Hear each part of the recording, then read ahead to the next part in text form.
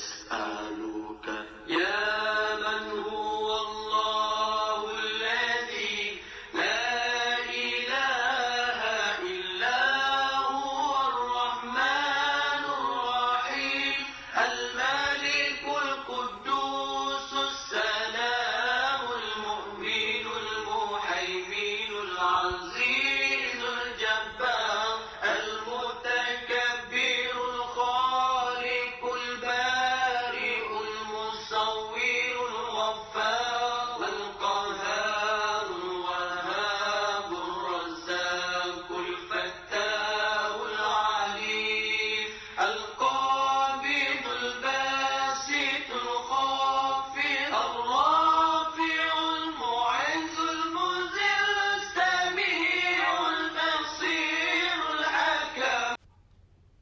بسم اللہ والصلاة والسلام علی رسول اللہ وعلی آلہ وصحبہ اجمعین، اما بعد۔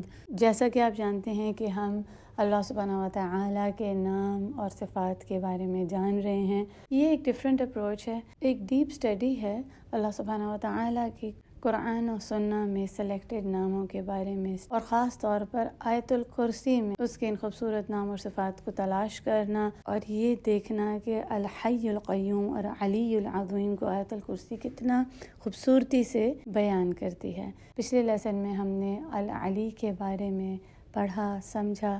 العلی سب سے بلند، بڑی شان والے۔ آج انشاءاللہ تعالی ہم العظیم کے بارے میں جانیں گے اور ساتھ علی العظیم کے بارے میں جانیں گے۔ اللہ سبحانہ و تعالیٰ کا نام العظیم، جس کا مطلب ہے بزرگی والا، عزت و عظمت والا، بڑا، بڑی، رفیع شان والا، بلند شان والا۔ عظیم کا جو روٹ ہے وہ عین ضا میم ہے، جس کا مطلب بھی ہے سب سے بڑا، عزت والا، عظمت والا اور بالکل پرفیکٹ، جس میں ذرا بھی کوئی امپرفیکشن نہ ہو۔ اللہ سبحانہ و تعالیٰ بہت ہی عظیم، عزت اور عظمت والے ہیں کہ ان کی شان، ان کی بڑائی کا کوئی بھی انسانی دماغ سمجھ نہیں سکتی، اس کی کیپیسٹی سے باہر ہے۔ اس کی مخلوق اس کی عظمت کو بیان بھی نہیں کر سکتی، اور وہ اپنی مخلوق سے کہیں زیادہ عزت اور عظمت والا ہے، ایسی عظمت والا کہ اس کے علم کا کبھی کوئی احاطہ ہی نہیں کر سکتا، اور نہ ہی اس کے عرش کی بڑائی، اس کی عظمت، اس کی ویسٹنس کو کوئی بیان کر سکتا ہے۔ جیسا کہ آیت الکرسی میں آتا ہے، یعلم ما بین ایدیہم وما خلفہم ولا یحیطون بشیء من علمہ الا بما شاء۔ وہ جانتا ہے جو کچھ سامنے ہے، کوئی اس کے علم کا احاطہ ہی نہیں کر سکتا۔ احاطہ کیا، کوئی اس کے علم سے تھوڑا سا لے بھی نہیں سکتا، مگر جتنا وہ خود چاہے، جتنا وہ خود اپنی مخلوق میں سے جس کو چاہے جتنا علم عطا کرے، بس اتنا ہی ان کو علم آ سکتا ہے، اس سے زیادہ نہیں۔ کسی کے اندر طاقت نہیں کہ اس کے علم میں سے کچھ تھوڑا سا لے لے۔ وہ عظیم ہے اور اس کا علم بھی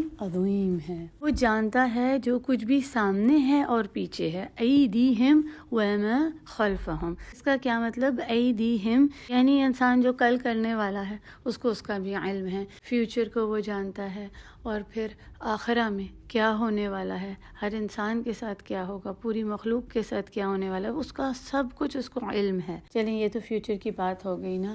بعض اوقات ایسا ہوتا ہے کہ ہماری آنکھوں کے سامنے کچھ ہو رہا ہوتا ہے اور ہم اس کی حقیقت ہی کو نہیں جانتے، ہمیں پتہ ہی نہیں ہوتا کہ کیا ہو رہا ہے، اس کا علم ہی ہمیں نہیں ہوتا پوری طرح سے، لیکن اللہ سبحانہ و تعالیٰ اس کو بھی جانتے ہیں جو سامنے ہو رہا ہوتا ہے، جسے ہماری آنکھ دیکھ نہیں پاتی۔ اسی طرح وَمَا خَلْفَهُمْ، اور جو کچھ ان کے پیچھے ہو رہا ہے، یعنی کہ جو پاسٹ میں گزر چکا، بہت ساری چیزوں کی حقیقت ہمیں کبھی سمجھ ہی نہیں آتی جو ہو چکی ہے ہمارے ماضی میں، وہ ان کو بھی جانتا ہے۔ ہر چیز کا علم ہے اس کے پاس۔ وہ ان اعمال کو بھی جانتا ہے جو چھپ کر کیے ہوں، کبھی ہم نے کوئی بہت ہی سیکریٹلی، پرائیویٹلی یہ کام کیا ہو کہ ہمیں کوئی بھی نہیں دیکھ رہا، چلو یہ کام ہو گیا، اللہ سبحانہ و تعالیٰ اس کا بھی علم رکھتے ہیں۔ اور پھر دیکھیں ہماری تو علم کا ایسا حال ہے کہ ہم نے جو کام کل کیا ہوتا ہمیں یاد ہی نہیں ہوتا۔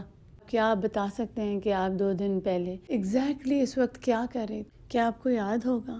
آپ بڑا سوچیں گے، دماغ لڑائیں گے، پھر یاد آئے گا وہ شاید میں اس وقت یہ کری، اور وہ بھی پکا نہیں ہے، اس میں بھی شک ہے کہ اس کو بھی چھوڑ دیں۔ اگر ہم نے اس کی ویڈیو بھی بنائی ہو نا تو بھی ہم اس بات کو دیکھ کر کہیں گے اچھا یہ ہو رہا تھا اس وقت، یہ کام میں کر رہی تھی۔ تو ٹیکنالوجی اتنی ایڈوانس ہو گئی ہے، اکثر ڈیوائسز میں، فونز میں آتا ہے کہ آپ اپنی میموری بک میں دیکھیں کہ آپ کیا کر رہی تھیں۔ اگر کبھی آپ نے کوئی ویڈیو ہو آپ کے پاس یا کچھ، تو اس میں آ جاتا ہے فون میں کہ آپ 1 سال پہلے دیکھیں کہ ایگزیکٹلی اس مہینے میں اس دن اس وقت آپ کیا کر رہی تھی۔ جب آپ کھول کے دیکھتے ہیں تو آپ کہتے ہیں اچھا ایسا ہو رہا تھا اس وقت، مجھے تو یاد ہی نہیں۔ اپنے آنکھوں دیکھا اپنا ہی کیا ہوا کام یاد نہیں ہوتا۔ اللہ سبحانہ وتعالیٰ کو علم ہے اس چیز کا بھی جو گزر گئی، ہر ایک عمل کا اللہ سبحانہ وتعالیٰ کو علم ہے، نہ صرف انسان کا بلکہ تمام مخلوق کا، چرند پرند جانور،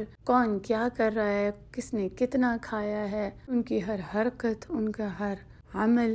یہاں تک کہ ایک حدیث میں آتا ہے نا کہ اگر ایک اندھیری رات میں، اندھیرے جنگل میں، ایک کالے پہاڑ پر اگر ایک چونٹی بھی رینگ رہی ہے تو اللہ سبحانہ وتعالیٰ کو اس لکیر کا بھی علم ہے جو وہ چونٹی اپنے پاؤں سے بناتی جا رہی ہے۔ اللہ اکبر، وہ بھی دیکھ سکتا ہے جو اس کی کوئی مخلوق نہیں دیکھ سکتی۔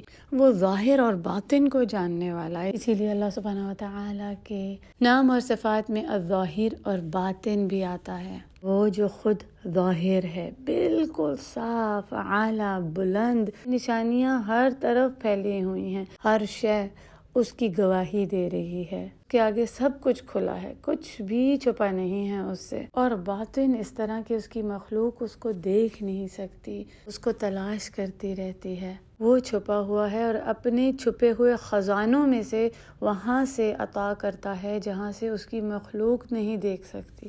اللہ اکبر۔ تو دیکھیں ہمارا علم کتنا محدود ہے، ہم تو سامنے کی چیز کو بھی نہیں دیکھ پاتے، نہ اس کو گن پاتے ہیں، نہ اس کی دیکھ بھال کر سکتے ہیں۔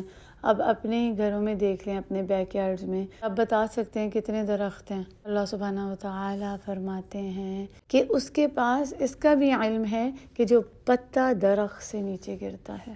اللہ اکبر۔ ہم درختوں کو نہیں گن سکتے تو پتے، تو اس کے علم کا کوئی احاطہ نہیں کر سکتا۔ وہ تو العلیم ہے، سب کچھ جاننے والا۔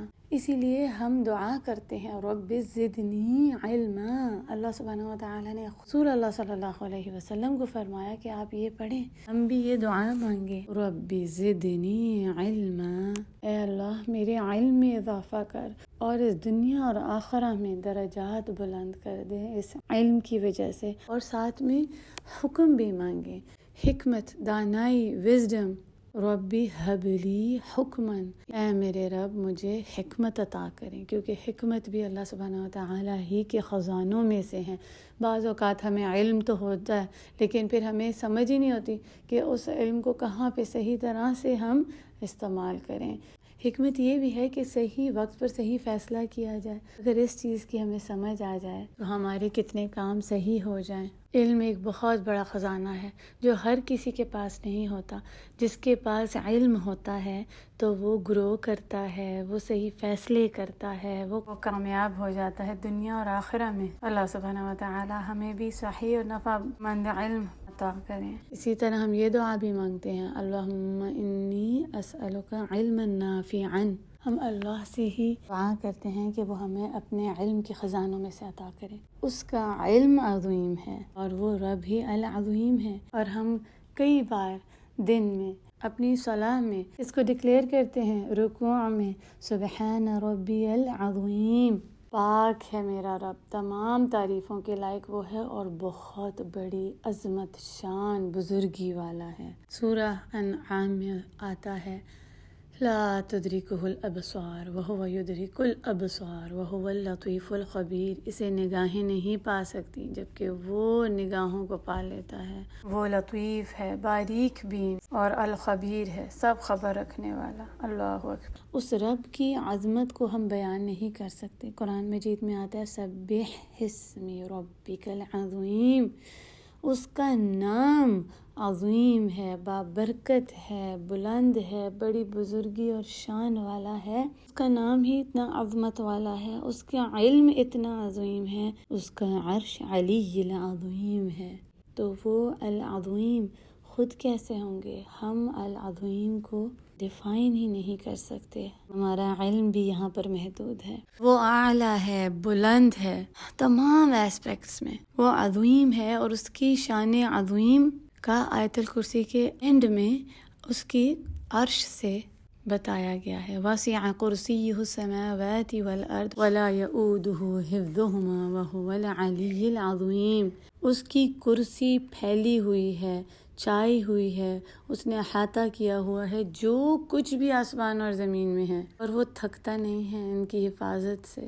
وہی سب سے بلند اور سب سے شان والا، بزرگی والا، عظمت والا ہے۔ وہی مالک ہے، یعنی اونر، جس کی ملکیت ہوتی ہے، وہی ہر چیز کو اون بھی کرتا ہے، اور وہی ملک بھی ہے، یعنی بادشاہ، اس دنیا کا بھی اور آخرہ کا بھی۔ ملک یوم الدین، وہ بادشاہ ہے اپنی تمام مخلوق کا، ایسا رب ہے جو مالک بھی ہے اور ملک بھی ہے۔ اور اس عظیم اعلیٰ بادشاہ کی، العلی العظیم کی عظمت اس کی کرسی اور اس کے عرش سے بتائی گئی ہے۔ دیکھیں، دنیا میں بھی ایک دنیا کی مثال ہے کہ اگر ہم جب بھی بادشاہ کی بات کرتے ہیں تو ذہن میں اس کا عرش آتا ہے، اس کی کرسی آتی ہے۔ جتنے بھی بادشاہ گزرے ہیں ان کی جو عرش، ان کی کرسی سب سے زیادہ قیمتی ہوتی تھی۔ تو ہم قرآن اور حدیث کی روشنی میں دیکھتے ہیں اللہ سبحانہ و تعالیٰ کی کرسی اور عرش کے بارے میں، کہ جب اس کی کرسی اور عرش اتنا عظیم ہے تو وہ رب خود کتنی شان، بزرگی والا،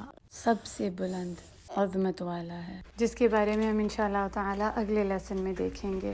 سبحانک اللہم و بحمدک، نشہد ان لا الہ الا انت، نستغفرک و نتوب الیک۔ السلام علیکم و رحمۃ اللہ وبرکاتہ۔